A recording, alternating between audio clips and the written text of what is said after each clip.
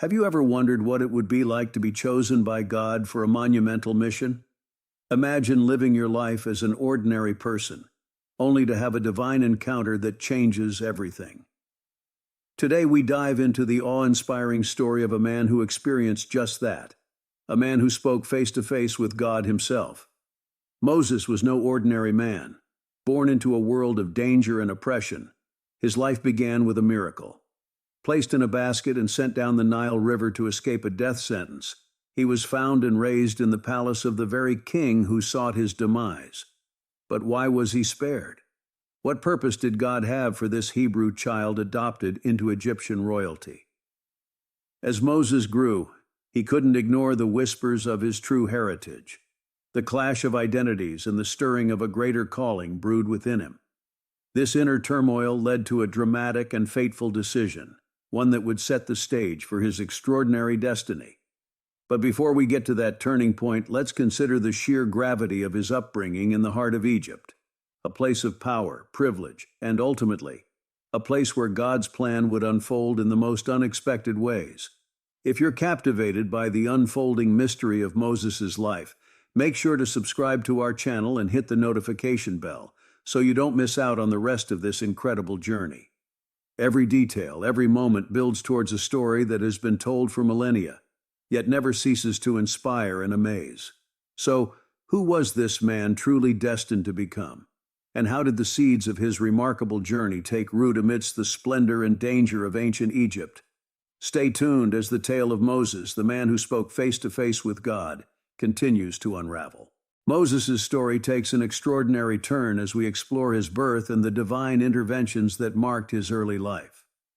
Born into a time of severe oppression, when Pharaoh had decreed that every Hebrew male child should be thrown into the Nile, Moses' life seemed destined for a tragic end. But God had other plans. His mother, Jochebed, hid him for 3 months. When she could no longer conceal him, she crafted a basket of reeds, coated it with tar and pitch to make it waterproof, and placed her precious son inside. With a prayerful heart, she set the basket afloat on the Nile River, trusting God with his fate. As the basket drifted among the reeds, it caught the attention of Pharaoh's daughter, who had come to bathe in the river. Seeing the crying infant, she was moved with compassion. Recognizing immediately that he was one of the Hebrew children, she decided to adopt him, naming him Moses, which means drawn out of the water. In an astonishing turn of events, Moses' sister Miriam, who had been watching from a distance, approached Pharaoh's daughter and offered to find a Hebrew woman to nurse the child. Miriam brought their mother Jochebed, and so, by the grace of God, Moses was nursed and cared for by his own mother, until he was old enough to live in the Egyptian palace. Raised as the son of Pharaoh's daughter, Moses received the best education and privileges of Egyptian royalty. Yet even in the heart of Egypt, he remained a Hebrew, set apart for a greater purpose that would soon begin to unfold. Growing up in the opulence of Pharaoh's palace, Moses experienced a life of unimaginable privilege and luxury. He was trained in all the wisdom of the Egyptians and excelled in every aspect of his royal education. The young Moses learned the ways of leadership, military strategy, and governance, skills that would later prove invaluable. Despite his lavish surroundings, there was an undeniable restlessness within Moses. He never forgot his true heritage, and the plight of his Hebrew kin weighed heavily on his heart. The stark contrast between his royal life and the suffering of his people created a deep internal conflict. Moses' compassion for his fellow Hebrews grew as he witnessed their harsh treatment under Egyptian rule. This empathy, coupled with a strong sense of justice, began to shape his destiny. His royal upbringing provided him with unique access and understanding of both the Egyptian and Hebrew worlds, positioning him for the monumental role he was destined to play. Yet Moses was living a dual existence, straddling two identities, the adopted prince of Egypt and the true son of the Hebrews. This dichotomy was not just a source of personal turmoil, but a precursor to his divine mission.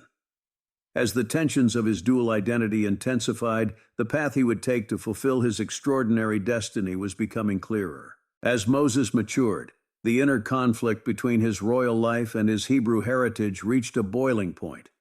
One fateful day, he ventured out to observe the labor of his people. What he saw deeply disturbed him: the brutal treatment of Hebrew slaves by their Egyptian taskmasters. While witnessing the oppression firsthand, Moses saw an Egyptian beating a Hebrew slave mercilessly. Overcome by a surge of righteous anger, he intervened. Looking around and seeing no one else, he struck down the Egyptian and hid his body in the sand. This act of defiance was a turning point, revealing the depth of his commitment to his people and his willingness to act on their behalf. The following day, Moses returned to find two Hebrews fighting. He attempted to mediate, asking the aggressor why he was striking his fellow Hebrew. To his shock, the man retorted, "Who made you a ruler and judge over us? Are you thinking of killing me as you killed the Egyptian?" Realizing that his deed was known, Moses understood that he was no longer safe. Pharaoh, upon hearing of the incident, sought to kill him. Moses fled Egypt, leaving behind his life of privilege and heading into the unknown. His flight marked the end of one chapter and the beginning of another, one that would take him far from Egypt but closer to his true calling.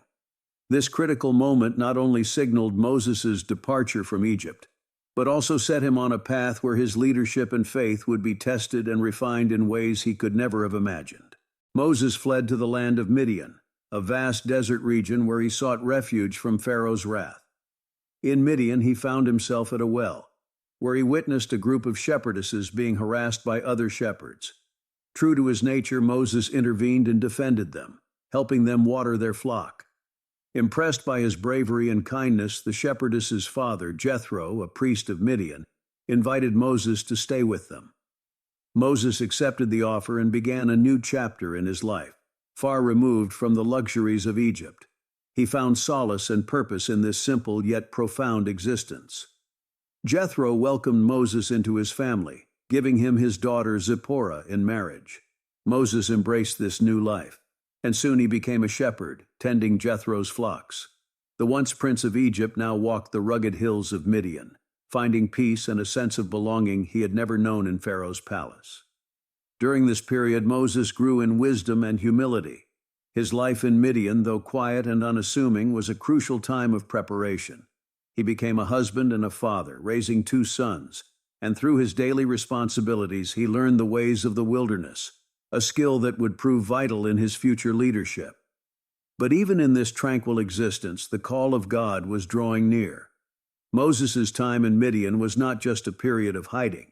It was a time of divine preparation for the monumental task that awaited him. One day, while tending the flocks of Jethro near Mount Horeb, Moses encountered an extraordinary sight that would change his life forever. As he guided the sheep through the wilderness, he noticed a bush engulfed in flames. Remarkably, the bush was burning but was not consumed by the fire. Curiosity piqued, Moses approached the phenomenon to investigate. As he drew closer, he heard a voice calling out from the bush, "Moses, Moses!" Startled, he responded, "Here I am." The voice from the flames was none other than God himself. "Do not come any closer," God warned. "Take off your sandals, for the place where you are standing is holy ground." God then revealed himself to Moses, declaring, "I am the God of your father, the God of Abraham, the God of Isaac, and the God of Jacob." Moses hid his face, afraid to look at God. The Lord continued, explaining that he had seen the misery of his people in Egypt and heard their cries for help. He had come to rescue them from their oppression and lead them to a land flowing with milk and honey. Then came the divine commission. "So now go. I am sending you to Pharaoh to bring my people the Israelites out of Egypt." Overwhelmed and unsure, Moses questioned his own worthiness and ability to undertake such a daunting mission. "Who am I that I should go to Pharaoh and bring the Israelites out of Egypt?" he asked. God reassured him, promising his presence, "I will be with you. And this will be the sign to you that it is I who have sent you. When you have brought the people out of Egypt, you will worship God on this mountain." This encounter at the burning bush was a pivotal moment for Moses. His life as a shepherd in Midian was about to be dramatically transformed as he accepted the divine call to lead his people out of bondage. The reluctant shepherd was now the chosen deliverer, stepping into a destiny that would forever change the course of history. Despite his initial hesitation, Moses prepared to embark on his divine mission. Before leaving Midian, he sought permission from Jethro, who gave his blessing for Moses to return to Egypt. With Zipporah and his sons by his side, Moses set out, carrying the staff of God, an instrument that would perform miraculous signs. As Moses journeyed back to Egypt, God provided further instructions and reassurances. He would not be alone in this endeavor. God appointed Aaron, Moses' brother, to be his spokesperson. Aaron met Moses on the journey, and together they planned how they would confront Pharaoh and deliver God's message. Upon arriving in Egypt, Moses and Aaron went before the elders of Israel. Aaron spoke all the words the Lord had given to Moses, and Moses performed miraculous signs before the people, just as God had instructed. The Israelites believed and bowed down in worship, filled with hope and faith that their deliverance was near. With the support of the Israelites, Moses and Aaron approached Pharaoh. They stood in the grand court of the Egyptian ruler, boldly declaring, "This is what the Lord, the God of Israel, says, 'Let my people go, so that they may hold a festival to me in the wilderness.'" Pharaoh's response was one of scorn and defiance. "Who is the Lord that I should obey him and let Israel go? I do not know the Lord, and I will not let Israel go." Unmoved by their plea, Pharaoh increased the burden on the Hebrew slaves, making their labor even more grueling. The Israelite spirits were crushed, and they blamed Moses for their intensified suffering. Yet Moses remained steadfast. He returned to the Lord seeking guidance and reassurance. God reaffirmed his promise, reminding Moses of the covenant with Abraham, Isaac, and Jacob. He reassured Moses that Pharaoh's hardened heart would ultimately lead to a display of divine power, compelling him to release the Israelites. This phase of Moses' mission was fraught with challenges and opposition, but it was also marked by unwavering faith and obedience. The stage was set for a dramatic showdown between the power of Egypt and the might of the Almighty, as Moses continued to follow the path laid out for him by God. Pharaoh's defiance set the stage for a series of divine confrontations. God commanded Moses to return to Pharaoh and perform miraculous signs to demonstrate his power. Aaron threw down his staff, and it became a serpent, but Pharaoh's magicians replicated the feat with their own staffs. Yet Aaron's staff swallowed theirs, foreshadowing the supremacy of God's power. Pharaoh's heart remained hardened, and thus began the unleashing of the 10 plagues, each more devastating than the last. The first plague turned the Nile River into blood, killing the fish and rendering the water undrinkable. Despite the calamity, Pharaoh's heart was unmoved. Next came a plague of frogs that inundated the land, followed by an infestation of gnats that covered people and animals alike. Pharaoh's magicians could not replicate the gnats, declaring, "This is the finger of God." Yet Pharaoh remained obstinate. Then swarms of flies descended upon Egypt, sparing only the land of Goshen where the Israelites lived. Each plague was a blow to the Egyptians and their deities, revealing the impotence of their gods against the Lord's might. Livestock were struck with disease, boils afflicted the people, and a hailstorm of unprecedented ferocity destroyed crops and property. Despite the growing destruction, Pharaoh's heart remained hardened. Locusts followed, devouring what remained after the hail. Darkness then fell over Egypt for 3 days, a tangible manifestation of the spiritual darkness enveloping Pharaoh's heart. Each time Pharaoh's resistance only grew, despite his momentary concessions when he felt the pressure of the plagues. Finally, God announced the last and most devastating plague, the death of the firstborn. Every firstborn son in Egypt, from the palace of Pharaoh to the humblest household, would die. However, the Israelites were given specific instructions to mark their doorposts with the blood of a lamb, ensuring that the angel of death would pass over their homes. This final plague broke Pharaoh's resolve. In the dead of night, with the wails of grief echoing throughout Egypt, Pharaoh summoned Moses and Aaron. "Up, leave my people, you and the Israelites. Go, worship the Lord as you have requested." This command signaled the beginning of the Exodus, a momentous event that would define the identity and faith of the Israelite nation. As the final plague struck Egypt, the Israelites prepared for their departure. God had given them detailed instructions for the first Passover, a sacred meal that would commemorate their deliverance for generations to come. They were to slaughter a lamb without blemish, roast it, and eat it with bitter herbs and unleavened bread. The blood of the lamb was to be painted on the door frames of their homes as a sign for the Lord to pass over and spare them from the plague of death. That night, as the cries of mourning filled the Egyptian land, the Israelites stood ready, staffs in hand, awaiting the command to leave. Pharaoh, overwhelmed by the magnitude of his loss, ordered them to go, taking their flocks and herds as they had requested. The Egyptians, eager to see them depart, even offered silver, gold, and clothing, fulfilling God's promise that his people would not leave empty-handed. The Israelites, numbering in the hundreds of thousands, began their journey from Ramesses to Succoth. This mass exodus marked the end of their bondage and the beginning of their journey to the Promised Land. They carried with them the bones of Joseph, honoring the oath made to him centuries earlier. As they moved through the desert, God's presence was manifest in a pillar of cloud by day and a pillar of fire by night, guiding and protecting them.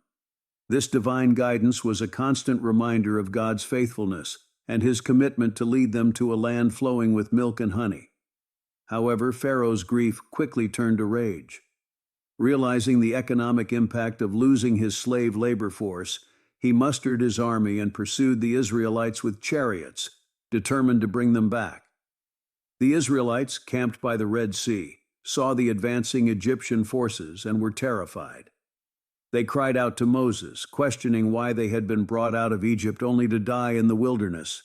In this moment of fear and uncertainty, Moses stood firm and proclaimed, "Do not be afraid. Stand firm and you will see the deliverance the Lord will bring you today. The Egyptians you see today you will never see again. The Lord will fight for you. You need only to be still." As the Egyptian army closed in, God commanded Moses to stretch out his staff over the sea. A strong east wind began to blow, dividing the waters and creating a path of dry land. The Israelites crossed the sea, walls of water standing to their left and right, while the Egyptians pursued them into the midst of the sea. At dawn, the Lord looked down from the pillar of fire and cloud, throwing the Egyptian army into confusion. He caused the wheels of their chariots to swerve, making it difficult for them to drive. Realizing the divine intervention, the Egyptians attempted to flee, but it was too late.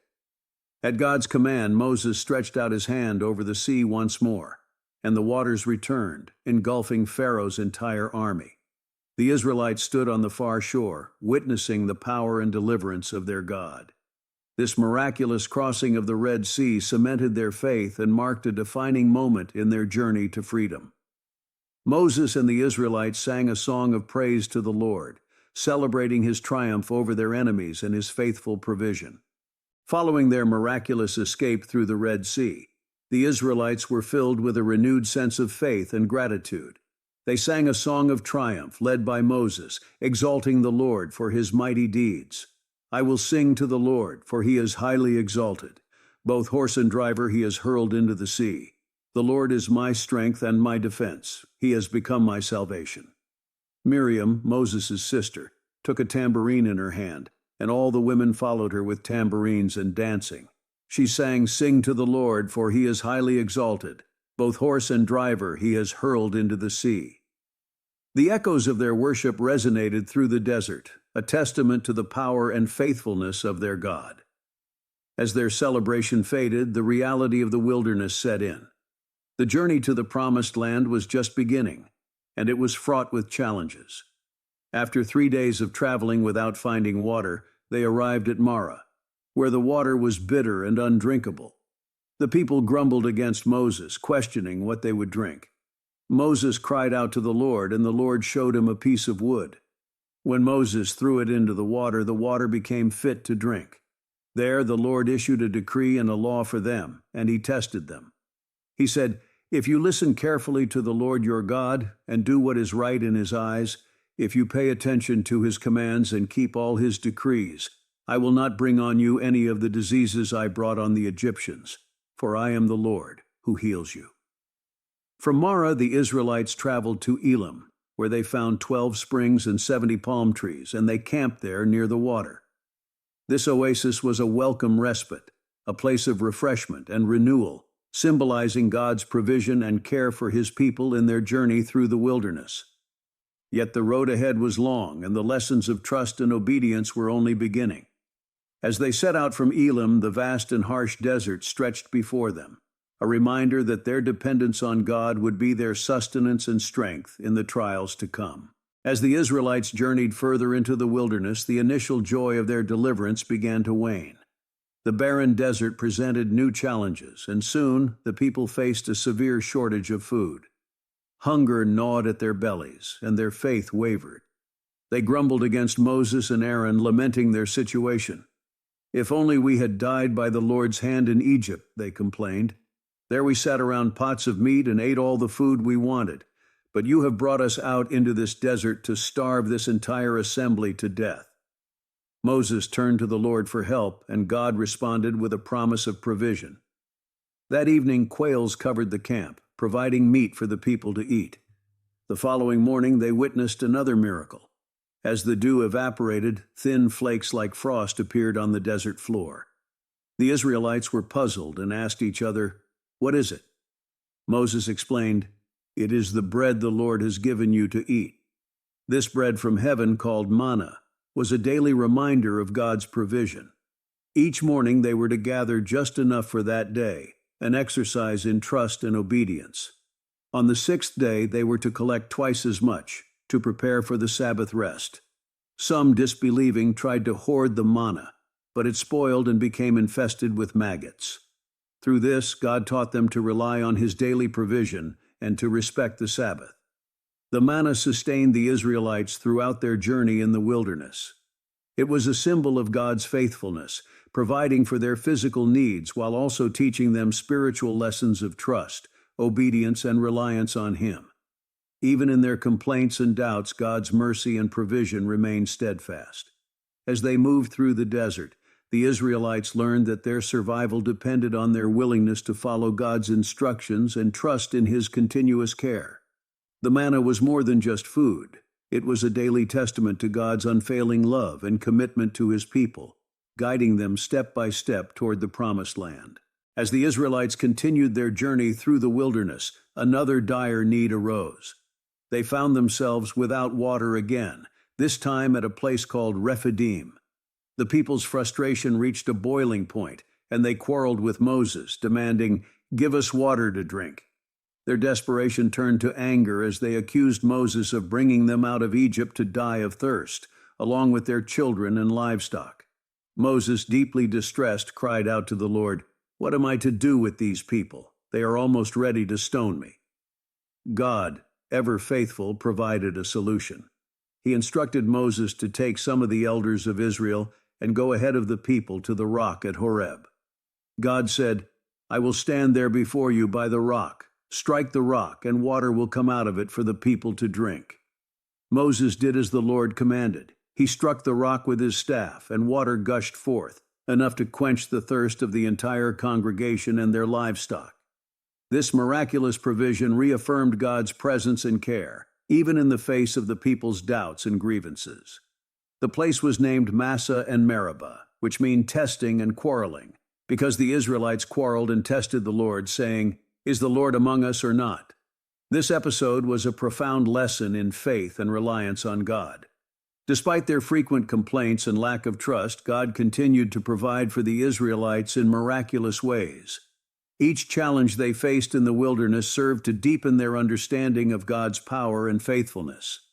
The rock at Horeb became a symbol of God's provision and mercy, a tangible reminder that even in their moments of greatest doubt, God was with them, ready to meet their needs. This provision of water was not just about quenching physical thirst, but also about nourishing their faith and teaching them to trust in the God who had delivered them from Egypt and was leading them to the Promised Land. As the Israelites continued their journey through the wilderness, they faced a new challenge, one that required not only faith but also courage and unity. They encountered the Amalekites, a fierce nomadic tribe that attacked them without warning. This sudden threat tested the Israelites' resolve and their reliance on God's protection. Moses, recognizing the gravity of the situation, called upon Joshua to lead the men into battle. Joshua, a young and capable warrior, took up the challenge, preparing the Israelites for their first major conflict since leaving Egypt. Meanwhile, Moses had a plan that went beyond mere physical combat. With the battle underway, Moses climbed to the top of a hill overlooking the battlefield, accompanied by Aaron and Hur. As the fighting raged below, Moses raised his hands, holding the staff of God. As long as Moses held his hands up, the Israelites prevailed. But whenever he lowered them, the Amalekites gained the upper hand. This battle was not just a test of military strength, but also of endurance and faith. Seeing Moses struggle to keep his hands raised, Aaron and Hur stepped in to support him. They found a stone for Moses to sit on and stood on either side, holding up his hands, ensuring they remained steady until sunset. Their support and solidarity exemplified the strength that comes from unity and collective faith. As a result, Joshua and the Israelites defeated the Amalekites. This victory was a powerful demonstration of God's provision and the importance of communal support and perseverance. Moses built an altar and named it Jehovah Nissi, which means the Lord is my banner, declaring that the victory was by God's hand. This experience reinforced a crucial lesson for the Israelites. Their strength and success depended not only on their physical abilities, but also on their unwavering faith in God and their unity as a people. It was a reminder that, in the face of adversity, their greatest weapon was their trust in the Lord and their support for one another. After their victory over the Amalekites, the Israelites continued their journey through the wilderness, ever reliant on God's guidance and provision. As they traveled, God provided for them in miraculous ways, including sending manna from heaven. But there were still many lessons to be learned and challenges to overcome. One day, the Israelites arrived at Mount Sinai, the mountain of God. It was here that God would make a significant covenant with his people. Moses ascended the mountain to meet with God, who spoke to him and gave him instructions for the people. The Lord said, "You have seen what I did to Egypt, and how I carried you on eagle's wings and brought you to myself. Now if you obey me fully and keep my covenant, then out of all nations you will be my treasured possession.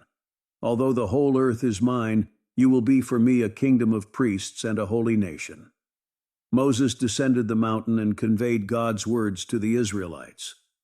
The people responded with one voice, "We will do everything the Lord has said." This agreement marked the beginning of a new and deeper relationship between God and the Israelites, a covenant that would define their identity and purpose. 3 days later, the Israelites gathered at the foot of Mount Sinai. Thunder roared, lightning flashed, and a thick cloud covered the mountain. The sound of a loud trumpet blast filled the air, and everyone in the camp trembled. Moses led the people out of the camp to meet with God, and they stood at the foot of the mountain. Mount Sinai was covered with smoke because the Lord descended on it in fire. The smoke billowed up like that from a furnace, and the whole mountain trembled violently. The sound of the trumpet grew louder and louder. Then Moses spoke, and the voice of God answered him. God called Moses to the top of the mountain and gave him the 10 Commandments, laws that would govern the moral and spiritual life of the Israelites. These commandments were not just rules, but a reflection of God's holiness and a guide for living in a way that pleased him. The giving of the 10 Commandments was a pivotal moment in the history of the Israelites. It established a clear standard for their conduct and underscored the importance of their relationship with God. This covenant at Mount Sinai set the foundation for their identity as God's chosen people, a nation set apart to be a light to the world. With the 10 Commandments delivered, Moses descended Mount Sinai to relay God's laws to the people. These commandments were just the beginning. God provided detailed instructions on how the Israelites were to live, worship, and maintain their covenant relationship with him. Among these instructions was the blueprint for constructing a sacred dwelling place, the tabernacle.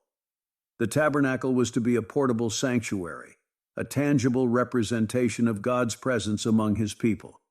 God gave Moses precise specifications for its construction, emphasizing the use of fine materials like gold, silver, bronze, acacia wood, and richly colored fabrics. The Israelites were to contribute these materials as offerings from their hearts. Skilled artisans, Bezalel and Oholiab, were appointed to oversee the work, along with all those who were wise-hearted and filled with the Spirit of God. Together they crafted the tabernacle and its furnishings according to the divine plan. This included the Ark of the Covenant, the table for the showbread, the golden lampstand, the altar of incense, the altar of burnt offering, and the bronze basin. Each item had a specific purpose and symbolic meaning, reflecting aspects of God's character and his relationship with Israel. The construction of the tabernacle was a community effort, uniting the people in a common purpose. It was a labor of love and devotion, as each contribution and every act of craftsmanship was an offering to the Lord. The tabernacle served as the focal point of worship, a place where sacrifices were offered, and God's presence dwelt among his people. When the work was completed, Moses inspected everything and blessed it. The glory of the Lord filled the tabernacle, and a cloud covered it by day, while a pillar of fire illuminated it by night. This visible manifestation of God's presence reassured the Israelites of his continual guidance and protection throughout their journey. The tabernacle was more than just a physical structure. It was a symbol of God's desire to dwell among his people, to be near them in their daily lives. It reinforced the idea that worship was central to their identity and relationship with God. As the Israelites moved forward, the tabernacle traveled with them, a constant reminder that God was with them every step of the way. Despite the clear signs of God's presence and the establishment of the tabernacle, the Israelites struggled with faith and obedience. One of the most significant tests of their commitment came with the incident of the golden calf. While Moses was on Mount Sinai for 40 days receiving further instructions from God, the people grew impatient and anxious. They approached Aaron demanding, "Come, make us gods who will go before us. As for this fellow Moses who brought us up out of Egypt, we don't know what has happened to him." Aaron, succumbing to their pressure, instructed them to bring their gold jewelry. He melted it down and fashioned a golden calf, proclaiming, "These are your gods, Israel, who brought you up out of Egypt." The people rejoiced and offered sacrifices to the idol, engaging in revelry.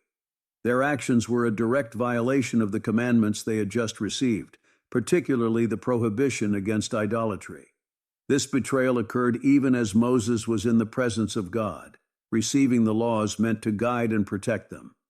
On the mountain, God saw what was happening and informed Moses, expressing his anger at their swift turn to corruption. He told Moses that he would destroy the people and start anew with him. But Moses interceded on behalf of the Israelites, appealing to God's mercy and reminding him of his promises to Abraham, Isaac, and Jacob. Moses descended the mountain, carrying the 2 stone tablets inscribed with the commandments. When he saw the calf and the revelry, his anger burned, and he threw the tablets to the ground, shattering them. He took the calf, burned it in the fire, ground it to powder, scattered it on the water, and made the Israelites drink it. Moses confronted Aaron, who weakly defended his actions by blaming the people. Moses then stood at the entrance to the camp and called, "Whoever is for the Lord, come to me." The Levites rallied to him, and at Moses' command they went through the camp, executing those who had committed idolatry. About 3,000 people died that day. The next day Moses returned to the Lord, seeking forgiveness for the people's great sin. He offered to have his name blotted out of God's book if it would secure their pardon. God replied that those who had sinned would be punished, but he instructed Moses to lead the people onward, promising that his angel would go before them. This incident of the golden calf was a sobering lesson for the Israelites. It underscored the seriousness of their covenant with God and the devastating consequences of turning away from him. Despite their failure, God's mercy prevailed, and his commitment to his people remained steadfast, guiding them toward repentance and renewal.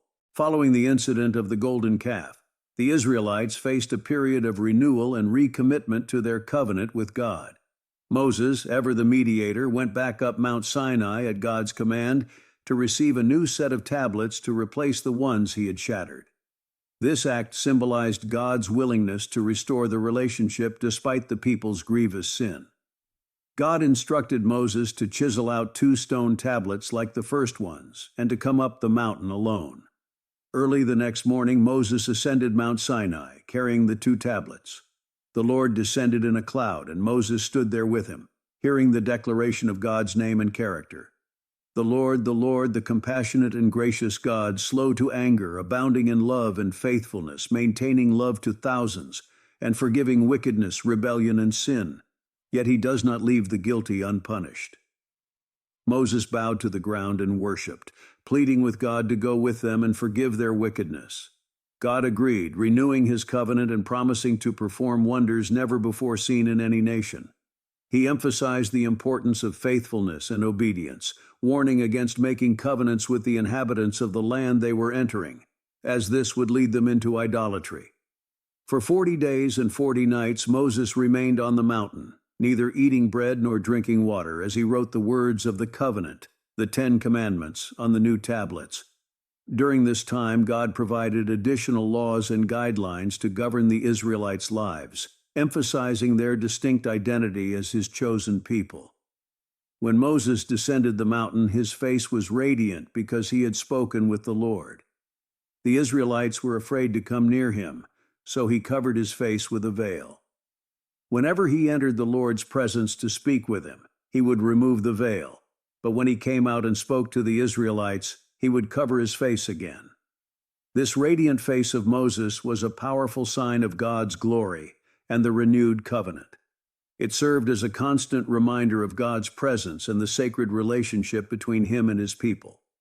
The Israelites were called to live in accordance with the divine laws given to them, with Moses as their leader and intermediary. This period of renewal reinforced the importance of obedience and faithfulness. The covenant was not just a set of rules, but a binding agreement that defined their identity and purpose as a nation chosen by God. Through their trials and failures, the Israelites were continually reminded of God's mercy and steadfast love, guiding them towards a future filled with his promises and blessings. After the reaffirmation of their covenant with God, the Israelites continued their journey through the wilderness, moving ever closer to the Promised Land. Along the way, they faced numerous trials that tested their faith and commitment. One significant moment was the sending of the 12 spies to scout the land of Canaan, the land promised to their ancestors. At God's command, Moses selected one leader from each of the 12 tribes of Israel. These men were instructed to explore the land of Canaan and bring back a report on the people, the land's fertility, and its produce. Among the 12 were Joshua from the tribe of Ephraim and Caleb from the tribe of Judah, both destined to play crucial roles in Israel's future. The spies spent 40 days exploring the land, traveling from the Negev to the hill country. They saw the rich fertility of the land, bringing back a cluster of grapes so large it had to be carried on a pole between 2 men, as well as pomegranates and figs. The land indeed flowed with milk and honey, just as God had promised. However, their report was mixed. While they confirmed the land's bounty, 10 of the spies also emphasized the formidable strength of its inhabitants. The people who live there are powerful, and the cities are fortified and very large. We even saw descendants of Anak there. They described the Amalekites, Hittites, Jebusites, Amorites, and Canaanites, instilling fear and doubt among the Israelites. Caleb silenced the people and said, "We should go up and take possession of the land, for we can certainly do it." But the other 10 spies spread a negative report, saying, "We seemed like grasshoppers in our own eyes, and we looked the same to them." Their words sowed fear and rebellion among the Israelites, who wept and lamented their situation. That night, the community raised their voices in loud protest against Moses and Aaron, expressing their desire to return to Egypt. They even discussed choosing a new leader to take them back. Joshua and Caleb tore their clothes in distress and pleaded with the assembly. "The land we passed through and explored is exceedingly good. If the Lord is pleased with us, he will lead us into that land, a land flowing with milk and honey, and will give it to us. Only do not rebel against the Lord, and do not be afraid of the people of the land, because we will devour them. Their protection is gone, but the Lord is with us. Do not be afraid of them." Despite their faith and courage, the community threatened to stone Joshua and Caleb. At this critical juncture, the glory of the Lord appeared at the tent of meeting, intervening in the crisis. God expressed his anger at the people's lack of faith and their persistent rebellion. He declared that none of those who had seen his glory and signs in Egypt and the wilderness, yet still disobeyed, would see the Promised Land. In a moment of profound intercession, Moses pleaded with God to forgive the people, invoking his mercy and the honor of his name among the nations. God relented but decreed that the current generation, except for Joshua and Caleb, would not enter the promised land. Instead, they would wander in the wilderness for 40 years, until the entire generation had passed away. This event was a pivotal moment, underscoring the consequences of disbelief and rebellion, while also highlighting the unwavering faith of Joshua and Caleb. Their trust in God's promise set them apart, ensuring their place in the future of Israel. As the Israelites grappled with the reality of their extended journey in the wilderness, another significant event tested their faith and obedience. This time it was a challenge to Moses' leadership and God's appointed order, led by a man named Korah. Korah, a Levite, along with Dathan, Abiram, and On from the tribe of Reuben, began to foment dissent. They gathered 250 well-known community leaders and confronted Moses and Aaron. "You have gone too far. The whole community is holy, every one of them, and the Lord is with them. Why then do you set yourselves above the Lord's assembly?" they demanded. Moses, hearing their challenge, fell face down in prayer. He then spoke to Korah and his followers. "In the morning, the Lord will show who belongs to him and who is holy, and he will have that person come near him. You, Korah, and all your followers are to do this. Take censers and put burning coals and incense in them before the Lord. The man the Lord chooses will be the one who is holy." Moses tried to reason with Korah and his followers, reminding them of their special duties as Levites. "Isn't it enough for you that the God of Israel has separated you from the rest of the Israelite community and brought you near himself to do the work at the Lord's tabernacle and to stand before the community and minister to them? He has brought you and all your fellow Levites near himself, but now you are trying to get the priesthood too." However, Korah and his followers remained defiant. Moses then summoned Dathan and Abiram, but they refused to come, accusing Moses of leading them to their current plight and failing to bring them to the promised land. Their rebellion represented not just a personal challenge to Moses and Aaron, but a direct affront to God's ordained leadership. The following day, Korah, Dathan, Abiram, and their followers assembled at the entrance to the tent of meeting with their censers, as Moses had instructed. The glory of the Lord appeared to the entire assembly. God spoke to Moses and Aaron, instructing them to separate themselves from the congregation, so he could destroy them instantly. But Moses and Aaron fell face down and pleaded, "O God, the God who gives breath to all living things, will you be angry with the entire assembly when only one man sins?" God relented, and Moses warned the assembly to move away from the tents of Korah, Dathan, and Abiram. "This is how you will know that the Lord has sent me to do all these things, and that it was not my idea. If these men die a natural death and suffer the fate of all mankind, then the Lord has not sent me. But if the Lord brings about something totally new, and the earth opens its mouth and swallows them, with everything that belongs to them, and they go down alive into the realm of the dead, then you will know that these men have treated the Lord with contempt." As soon as Moses finished speaking, the ground under Korah, Dathan, and Abiram split apart, and the earth opened its mouth and swallowed them and their households, along with all their followers and their possessions. They went down alive into the realm of the dead, and the earth closed over them. At their cries, all the Israelites around them fled, shouting, "The earth is going to swallow us too." The 250 men who were offering the incense were also consumed by fire from the Lord.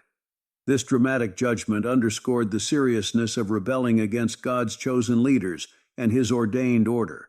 God instructed Moses to have Eleazar, the son of Aaron, gather the censers from the remains and hammer them into sheets to overlay the altar, as a reminder to the Israelites that no one except a descendant of Aaron should come to burn incense before the Lord. This event served as a powerful and sobering lesson for the Israelites, reinforcing the sanctity of God's appointed leadership and the dire consequences of rebellion. It was a stark reminder that God's ways and his chosen leaders must be respected, and that unity and obedience were paramount for the community's well-being. Following the dramatic judgment on Korah and his followers, the Israelites were once again reminded of the importance of adhering to God's commands and respecting his chosen leaders. Yet their journey through the wilderness continued to test their faith and obedience. One significant incident that reinforced God's provision and sovereignty involved a bronze serpent. As the Israelites traveled from Mount Hor along the route to the Red Sea, they became impatient and spoke against God and Moses. "Why have you brought us up out of Egypt to die in the wilderness? There is no bread, there is no water, and we detest this miserable food." Their complaints reflected a recurring theme of dissatisfaction and lack of trust in God's plan. In response to their grumbling, the Lord sent venomous snakes among them. The snakes bit the people, and many Israelites died. Realizing their sin, the people came to Moses and said, "We sinned when we spoke against the Lord and against you. Pray that the Lord will take the snakes away from us." Moses prayed for the people, seeking God's mercy on their behalf. The Lord instructed Moses to make a snake and put it up on a pole. Anyone who is bitten can look at it and live. Moses crafted a bronze serpent and mounted it on a pole. When anyone was bitten by a snake, they could look at the bronze serpent and be healed. This act of looking up at the bronze serpent required faith and obedience, symbolizing the people's dependence on God for healing and life. This event was more than just a miraculous healing. It was a profound lesson in trust and redemption. The bronze serpent on the pole became a symbol of salvation, foreshadowing the ultimate salvation that would come through Jesus Christ. Just as the Israelites were healed by looking at the bronze serpent, so would humanity find spiritual healing by looking to Christ, who would be lifted up on the cross. Throughout their journey, the Israelites faced numerous trials that tested their faith and commitment. The incident with the bronze serpent was a stark reminder of their vulnerability and the necessity of relying on God. It reinforced the idea that salvation and deliverance come through faith and obedience, and it highlighted God's enduring mercy despite the people's frequent failings. As they continued their journey towards the Promised Land, the Israelites carried with them the lessons of these trials, learning to trust in God's provision and to follow His commands. Each experience shaped their identity as God's chosen people, preparing them for the fulfillment of His promises. The journey through the wilderness brought the Israelites to the plains of Moab, east of the Jordan River. Here they encountered Balak, the king of Moab, who was terrified by the sheer number of Israelites and their recent victories over neighboring nations. Fearing for his kingdom, Balak sought a way to weaken and curse the Israelites. Balak sent messengers to summon Balaam, a renowned diviner, from his homeland near the Euphrates River. Balak's message to Balaam was clear. "A people has come out of Egypt. They cover the face of the land and have settled next to me. Now come and put a curse on these people, because they are too powerful for me. Perhaps then I will be able to defeat them and drive them out of the land." Balaam received the messengers and instructed them to stay the night while he sought guidance from the Lord. That night, God spoke to Balaam, instructing him not to go with the men and not to curse the Israelites because they were blessed. Balaam relayed this message to Balak's officials, who returned to their king with Balaam's refusal. Determined, Balak sent a more distinguished delegation with promises of great reward. Balaam, despite God's initial command, sought further guidance from the Lord. This time, God allowed him to go, but warned him to only speak the words that God would give him. As Balaam set out on his journey, riding his donkey, God sent an angel to oppose him. The angel stood in the path with a drawn sword, invisible to Balaam but seen by the donkey. The donkey turned off the path to avoid the angel, and Balaam struck the donkey to get it back on track. This happened 3 times, each time with the donkey trying to avoid the angel, and Balaam growing increasingly angry and striking the animal. Then the Lord opened the donkey's mouth, and it spoke to Balaam, asking why it was being beaten. Balaam, in his frustration, responded to the donkey as if it were normal for an animal to speak. At that moment, the Lord opened Balaam's eyes, and he saw the angel of the Lord standing in the road with a drawn sword. Balaam bowed low and fell face down. The angel rebuked Balaam for his reckless path and told him that the donkey had saved his life by turning away. Balaam confessed his sin and offered to turn back. But the angel instructed him to continue his journey, but to speak only what the Lord told him. When Balaam arrived, Balak took him to the high places of Baal, where he could see a portion of the Israelite camp. Balak expected Balaam to curse the Israelites, but instead Balaam delivered a blessing, proclaiming the words God put in his mouth, How can I curse those whom God has not cursed? How can I denounce those whom the Lord has not denounced? Balak, frustrated and desperate, took Balaam to another vantage point, hoping for a different outcome. Yet each time Balaam blessed the Israelites, declaring God's favor and protection over them. Balaam's prophecies included some of the most beautiful and powerful blessings in the Old Testament, affirming Israel's special status and God's unwavering support. Realizing that Balaam could not curse the Israelites, Balak's hopes were dashed. Balaam's journey concluded with him reiterating the unchangeable blessing of God over his people. Despite Balak's intentions, God's protection and blessing over Israel remained unshakable, showcasing that no curse could prevail against what God had decreed to be blessed. This encounter with Balaam highlighted the futility of opposing God's will and reinforced the message that God's promises to his people would stand firm, regardless of external attempts to undermine them. As the Israelites encamped in the plains of Moab, they were nearing the fulfillment of God's promise to bring them into the promised land. Yet before they could cross the Jordan River, another significant event tested their faith and commitment to God. This time the challenge came not from an external enemy, but from within their own camp. The Israelites began to engage in immoral behavior with the Moabite women, who invited them to the sacrifices of their gods. The people ate the sacrificial meals and bowed down before these foreign gods. This idolatry provoked the Lord's anger, as the Israelites were led astray into worshiping Baal of Peor, violating their covenant with God. The Lord instructed Moses to take all the leaders of the people who had indulged in this idolatry and execute them in broad daylight, so that the Lord's fierce anger would turn away from Israel. Moses conveyed this command to the Israelite judges, ordering them to put to death those men who had joined in worshiping Baal of Peor. While this judgment was being carried out, an Israelite man named Zimri brazenly brought a Midianite woman named Cosbi into his tent in the sight of Moses and the whole assembly. This act of defiance further enraged the Lord, and a plague began to spread among the people. Phinehas, the son of Eleazar and grandson of Aaron the priest, saw what was happening. Filled with righteous zeal, he took a spear in his hand, followed the Israelite into the tent, and drove the spear through both Zimri and Cosbi. This decisive action halted the plague, which had already claimed the lives of 24,000 Israelites. God commended Phinehas for his zealous act, which made atonement for the Israelites. He said, "Phinehas, son of Eleazar, the son of Aaron the priest, has turned my anger away from the Israelites. Since he was as zealous for my honor among them as I am, I did not put an end to them in my zeal. Therefore tell him I am making my covenant of peace with him. He and his descendants will have a covenant of a lasting priesthood because he was zealous for the honor of his God and made atonement for the Israelites." This covenant of peace with Phinehas established his line as one of perpetual priesthood, a reward for his faithfulness and fervor in upholding God's holiness. The swift and decisive action of Phinehas served as a powerful reminder to the Israelites of the importance of purity and faithfulness to God.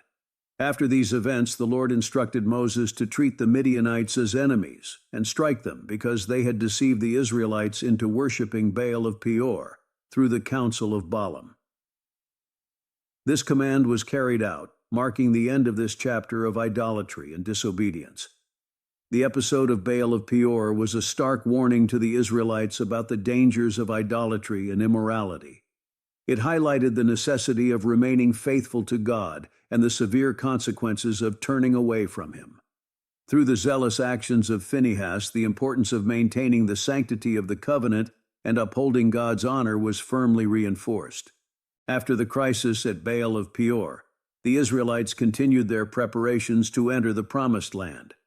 As they encamped in the plains of Moab opposite Jericho, God instructed Moses to take a census of the entire community by families. This census was crucial for organizing the Israelites for the upcoming conquest and distribution of the land. The census was conducted by Moses and Eleazar the priest, starting with the men of Israel who were 20 years old or more and able to serve in the army. This count was necessary to determine the fighting strength of the Israelites and to ensure that each tribe received its inheritance according to its numbers. The total number of men counted was 601,730. With the census completed, God gave Moses specific instructions regarding the division of the land. The land was to be divided according to the number of names in each tribe, with larger tribes receiving larger portions and smaller tribes receiving smaller portions. The inheritance was to be distributed by lot, ensuring that the allocation was fair and according to God's will. Amid these preparations, God also addressed the issue of leadership succession. Knowing that his own death was near, Moses was concerned about who would lead the people into the promised land.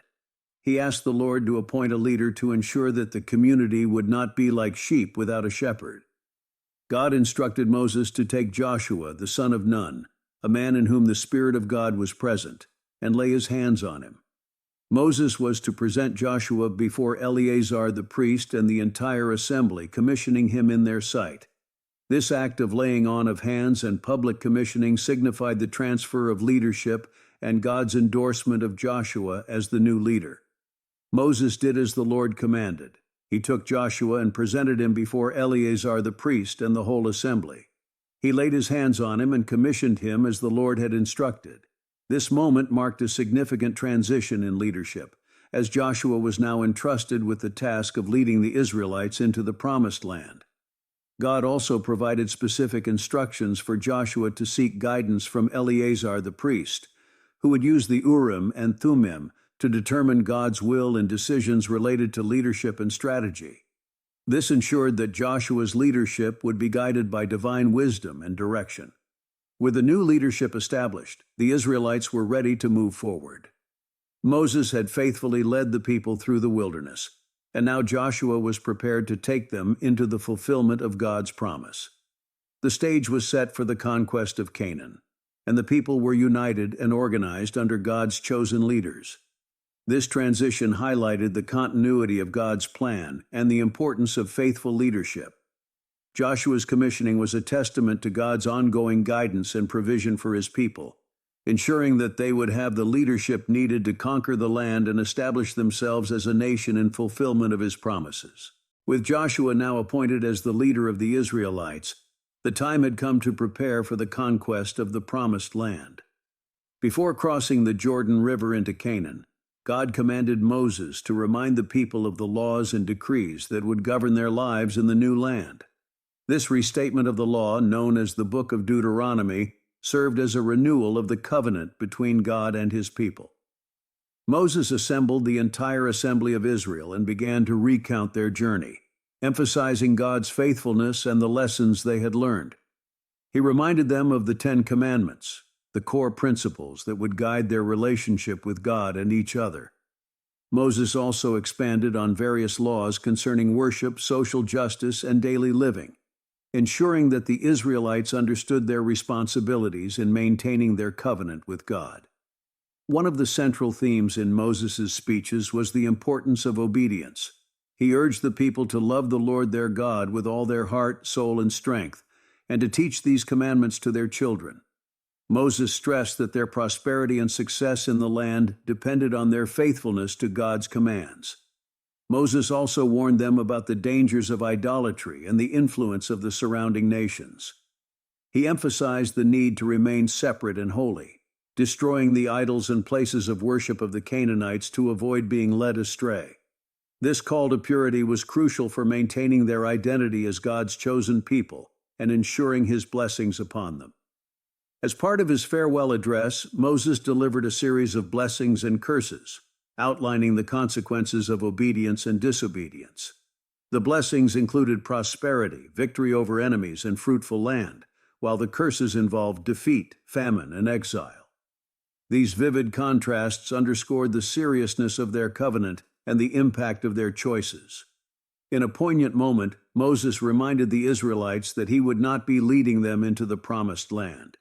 Due to an earlier act of disobedience at Meribah, where he struck the rock instead of speaking to it as God commanded, Moses was barred from entering Canaan. Despite this, he faithfully conveyed God's instructions and expressed his hope for their future success. Before his death, Moses climbed Mount Nebo, where the Lord showed him the extent of the promised land, from Gilead to Dan, all of Naphtali, the territory of Ephraim and Manasseh, all the land of Judah as far as the Mediterranean Sea, the Negev, and the whole region from the valley of Jericho to Zoar. Though he would not enter the land, God allowed Moses to see its beauty and fulfillment of his promise. Moses died there in Moab, as the Lord had said. He was buried in a valley in Moab, but to this day no one knows where his grave is. The Israelites mourned for Moses for 30 days, honoring the man who had led them out of Egypt, through the Red Sea and across the wilderness. Joshua, filled with the spirit of wisdom because Moses had laid his hands on him, took up the mantle of leadership. The people obeyed him, just as they had Moses. They were ready to cross the Jordan and begin the conquest of Canaan, guided by the laws and teachings Moses had imparted. The transition from Moses to Joshua marked the end of an era and the beginning of a new chapter in the Israelites' journey. It was a time of both reflection and anticipation, as they stood on the brink of fulfilling the promise made to their ancestors. Under Joshua's leadership, fortified by the law and the covenant, they were prepared to claim the land that God had set before them. As the Israelites prepared to enter the promised land, God provided a powerful and symbolic demonstration of his continued presence and power. The crossing of the Jordan River was to be a defining moment for the new generation of Israelites, similar to the crossing of the Red Sea for their forebears. Joshua, now the leader, received instructions from the Lord. He was told to have the priests carry the Ark of the Covenant and lead the people to the edge of the Jordan River. The Ark, representing God's presence, would go before them, signifying that it was God who would make a way for them. As the Israelites set out from their camp, they were filled with anticipation and perhaps some anxiety. The Jordan River was at flood stage, making the crossing seem impossible. Yet Joshua assured the people, saying, "Consecrate yourselves, for tomorrow the Lord will do amazing things among you." When the priests carrying the ark reached the river's edge and their feet touched the water, a miraculous event occurred. The water from upstream stopped flowing and piled up in a heap a great distance away at a town called Adam, while the water flowing down to the Dead Sea was completely cut off. This created a dry path through the riverbed. The priests stood on dry ground in the middle of the Jordan as all Israel passed by. This crossing, witnessed by the entire nation, was a powerful reminder of God's ability to overcome natural barriers and fulfill his promises. The people crossed over opposite Jericho, marking their official entry into the Promised Land. Joshua then commanded 12 men, one from each tribe, to take a stone from the middle of the Jordan and carry it to their camp. These stones were set up as a memorial at Gilgal, where they camped that night. Joshua explained the significance of this act, saying, "In the future, when your children ask you, 'What do these stones mean?' tell them that the flow of the Jordan was cut off before the Ark of the Covenant of the Lord. When it crossed the Jordan, the waters of the Jordan were cut off. These stones are to be a memorial to the people of Israel forever." This memorial served as a lasting reminder of God's faithfulness and power, ensuring that future generations would remember the miracle of the Jordan and understand the importance of faith and obedience. It also reinforced the unity of the 12 tribes, each represented by a stone, as they began their new chapter in the Promised Land. After the people had crossed, the Lord commanded Joshua to instruct the priests to come up out of the Jordan. As soon as they set foot on dry ground, the waters of the Jordan returned to their place and ran at flood stage as before. The crossing of the Jordan River was not just a logistical feat, but a spiritual milestone. It reaffirmed God's covenant with Israel and his commitment to leading them. It also established Joshua's leadership, showing that God was with him as he had been with Moses. This miraculous event strengthened the Israelites' faith and prepared them for the challenges and battles that lay ahead as they began to take possession of the land promised to their ancestors. With the Israelites safely across the Jordan River, their first encampment in the Promised Land was at Gilgal. Here they observed a significant and sacred ceremony to renew their covenant with God and prepare for the conquest of Canaan. Joshua led the people in these acts of consecration and remembrance. The Lord instructed Joshua to make flint knives and circumcise the Israelite men. This was necessary because all the men who had been born during the 40 years in the wilderness had not been circumcised, and those who had come out of Egypt had died. Circumcision was a sign of the covenant between God and Abraham's descendants, and it was essential to restore this practice as they entered the land promised to their forefathers. Joshua carried out the Lord's command, and the entire nation was circumcised at a place called Gibeath Haraloth, meaning Hill of Foreskins. This act of obedience and dedication required a period of healing, during which the Israelites remained in the camp at Gilgal. God said to Joshua, "Today I have rolled away the reproach of Egypt from you." The place was named Gilgal, which means rolling, signifying the end of their disgrace and the beginning of a new chapter. As the Israelites recovered, they also celebrated their first Passover in the Promised Land. On the evening of the 14th day of the month, they observed the Passover, commemorating their deliverance from Egypt. The very next day, they ate some of the produce of the land, unleavened bread and roasted grain. This marked a pivotal transition from their wilderness diet of manna to the bounty of the land flowing with milk and honey. From that time on, the manna ceased. The Israelites now ate the produce of Canaan, signaling that they were no longer dependent on the miraculous provision of food in the wilderness. They had entered a new phase of reliance on the land God had given them, a tangible sign of his fulfilled promise. While at Gilgal, Joshua had a profound encounter that further solidified his leadership and the divine support for the upcoming battles. As he was near Jericho, he looked up and saw a man standing before him with a drawn sword. Joshua approached him and asked, "Are you for us or for our enemies?" The man replied, "Neither, but as commander of the army of the Lord, I have now come." Joshua fell face down in reverence and asked what message the Lord had for him. The commander of the Lord's army instructed Joshua to take off his sandals, for the place where he was standing was holy. This encounter was a divine affirmation that God was leading the battle, and that Joshua was his chosen instrument for the conquest of Canaan. These events at Gilgal were crucial in preparing the Israelites spiritually and physically for the challenges ahead. They reaffirmed their covenant relationship with God, celebrated their deliverance and sustenance, and received divine assurance of victory. With their faith strengthened and their leader affirmed, the Israelites were ready to face the fortified city of Jericho, confident in the Lord's promise and power. As the Israelites camped at Gilgal, their first major challenge lay ahead: the fortified city of Jericho. Jericho was known for its imposing walls and strong defenses, making it a formidable obstacle. However, God had a plan to demonstrate his power and ensure the victory of his people.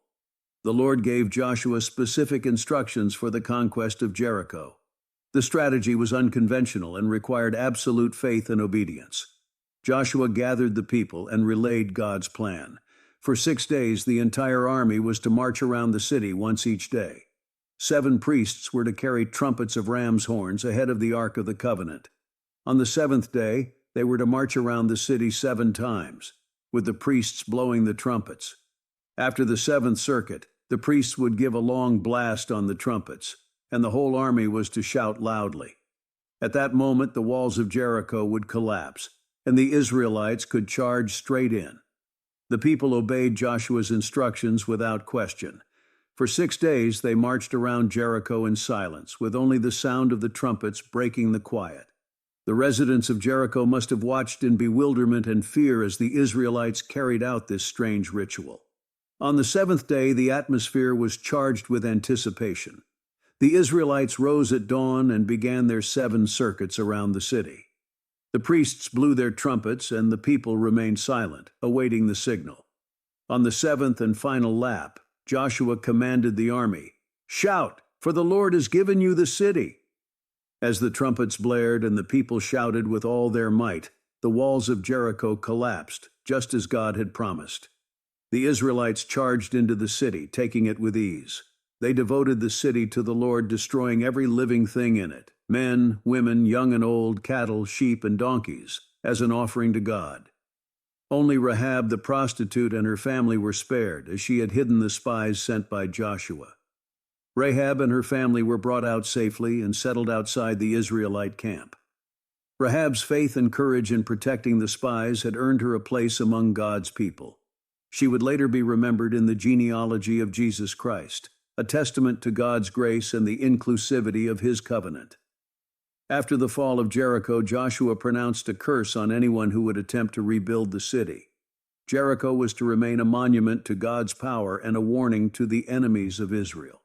The Israelites then burned the city and everything in it, taking only the silver, gold, bronze, and iron to be placed in the treasury of the Lord's house. The miraculous victory at Jericho bolstered the Israelites' faith and struck fear into the hearts of their enemies throughout Canaan. News of the fall of Jericho spread quickly, and the neighboring kings realized that the God of Israel was fighting for his people.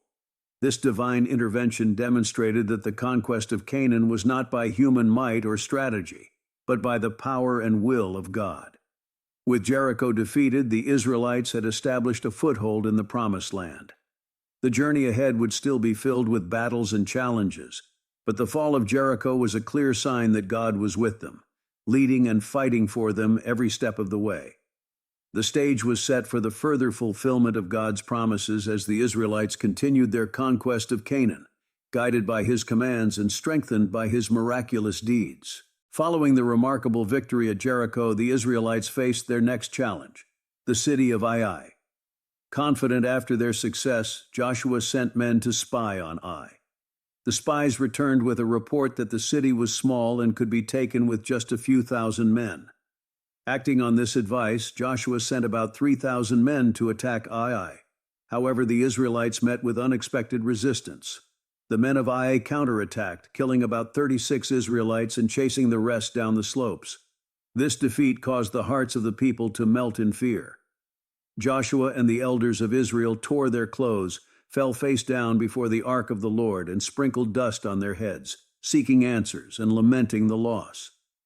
Joshua cried out to the Lord, questioning why they had been brought across the Jordan only to be defeated. The Lord responded, revealing that Israel had sinned. Someone had taken some of the devoted things from Jericho, which were supposed to be destroyed or placed in the Lord's treasury. This act of disobedience had brought God's anger upon the entire community.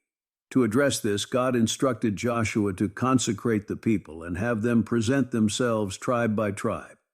The tribe the Lord chose would come forward clan by clan, then family by family, and finally man by man. The one found with the devoted things would be destroyed by fire, along with all that belonged to him. The next morning, Joshua carried out the Lord's instructions. The tribe of Judah was chosen, then the clan of the Zerahites, then the family of Zimri, and finally Achan, son of Carmi, was identified. Joshua confronted Achan, urging him to confess.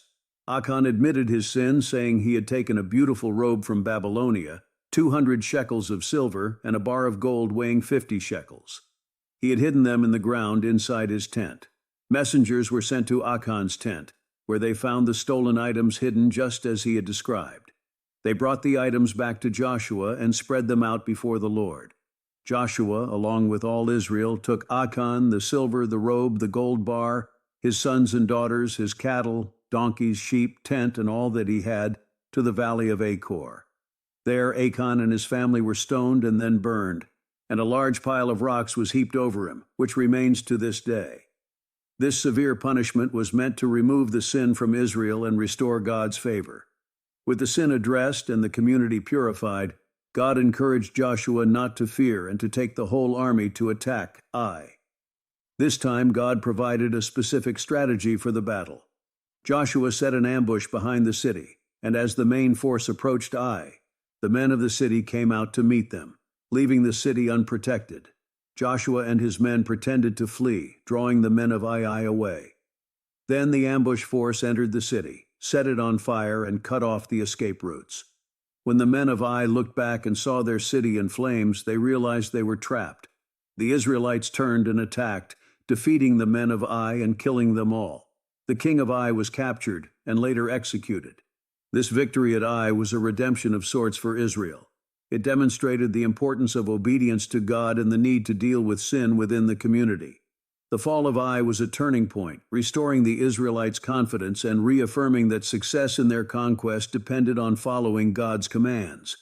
The lessons learned at Ai underscored the need for purity and faithfulness as the Israelites continued their campaign. With God's guidance and renewed dedication, they were poised to move forward, taking possession of the land that had been promised to them, one victory at a time. With the victory at Ai secured, the Israelites' confidence in God's guidance and their mission was restored. Joshua led the people in a significant act of worship and covenant renewal at Mount Ebal and Mount Gerizim. This ceremony was in accordance with the commands given by Moses, a reaffirmation of their commitment to the Lord and his laws. Joshua built an altar to the Lord, the God of Israel, on Mount Ebal. He constructed it according to the specifications given by Moses, using uncut stones on which no iron tool had been used. This altar was a place for burnt offerings and fellowship offerings, symbolizing their devotion and gratitude to God. On this occasion, Joshua wrote a copy of the law of Moses on stones in the presence of the Israelites. This act was a physical representation of their commitment to live by God's commandments. It was also a way to ensure that future generations would remember and adhere to the law. The entire nation of Israel, including women, children, and foreigners living among them, gathered around the Ark of the Covenant. The priests and Levites stood in the middle, with half of the people in front of Mount Gerizim and the other half in front of Mount Ebal, just as Moses had commanded. This arrangement was to facilitate the pronouncement of blessings and curses associated with obedience and disobedience to God's law. Joshua read aloud all the words of the law, the blessings and the curses, exactly as written in the book of the law. The people responded to each blessing and curse, affirming their agreement and understanding.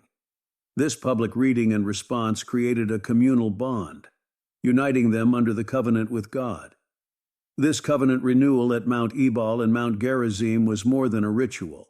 It was a profound reminder of their identity as God's chosen people and the responsibilities that came with it. The ceremony emphasized the importance of the law in their daily lives and their journey to establish a society based on God's principles. Following this spiritual renewal, the Israelites continued their campaign to conquer the land of Canaan. News of their victories and their formidable God spread throughout the region, causing fear and apprehension among the remaining Canaanite kings. The next phase of their mission would involve confronting a coalition of these kings, who sought to unite against the growing threat of the Israelites. This renewed commitment to God and His laws fortified the Israelites as they faced the challenges ahead. It was a pivotal moment that reinforced their dependence on divine guidance and the necessity of adhering to the covenant. As they prepared for the battles to come, the memory of this covenant renewal and the promises of blessings for obedience served as a constant source of strength and motivation. As the Israelites continued their conquest of Canaan, the kings of the surrounding regions took notice. Fearing the growing power of Israel, several kings formed a coalition to mount a united defense against the Israelites. Among these was the formidable King Jabin of Hazor, who rallied numerous kings and their armies, including those from the northern hill country, the Arabah south of Kinnereth, the western foothills, and Naphoth Dor on the west. The combined forces of these kings formed a massive army, as numerous as the sand on the seashore, with a vast number of horses and chariots. They camped together at the waters of Merom to fight against Israel. Despite the overwhelming numbers, God reassured Joshua, saying, "Do not be afraid of them, because by this time tomorrow I will hand all of them, slain, over to Israel. You are to hamstring their horses and burn their chariots." Encouraged by God's promise, Joshua and his entire army took the enemy by surprise with a sudden attack. The Lord gave them into the hands of Israel, who defeated them and pursued them as far as Greater Sidon, Misrephoth Maim, and the valley of Mizpah to the east. They left no survivors, and Joshua did as the Lord had instructed. He hamstrung their horses and burned their chariots. After this decisive victory, Joshua turned his attention to the capture of Hazor. Hazor had been the head of all these kingdoms, a significant stronghold. Joshua and his troops captured the city, killed its king, and put everyone in it to the sword, completely destroying them. He burned Hazor itself. This campaign continued as Joshua captured all the royal cities and their kings, striking them down with the sword, as Moses, the servant of the Lord, had commanded. Joshua's successful campaign resulted in the complete conquest of the northern and southern regions of Canaan. He took the entire land in accordance with all that the Lord had spoken to Moses. The land had rest from war, and Joshua distributed it among the tribes of Israel as their inheritance. With the land at peace and God's promises fulfilled, the Israelites began to settle in their allotted territories, building homes and establishing their communities. They set up the tabernacle in Shiloh, making it the center of worship and governance. As Joshua grew old, he gathered all Israel, their elders, leaders, judges, and officials, to give his final words. He reminded them of all that God had done for them and urged them to remain faithful to the covenant. Be very strong. Be careful to obey all that is written in the book of the law of Moses, without turning aside to the right or to the left. Joshua's legacy was one of faithfulness and leadership. He had led the people with courage and obedience, fulfilling the mission that God had entrusted to him. The Israelites honored Joshua's leadership and served the Lord throughout his lifetime and the lifetimes of the elders who outlived him. This incredible journey from slavery in Egypt to the conquest of Canaan is a testament to God's faithfulness and the importance of trust and obedience to his commands. The story of Moses and Joshua continues to inspire and remind us of the power of faith and the fulfillment of God's promises. Thank you for joining us on this journey through the remarkable story of Moses, the man who spoke face to face with God. If you enjoyed this video, please give it a thumbs up. And don't forget to subscribe to our channel for more inspiring stories and lessons from the Bible. Hit the notification bell so you never miss an update. Share your thoughts and reflections in the comments below. We love hearing from you. Until next time, stay blessed and keep the faith.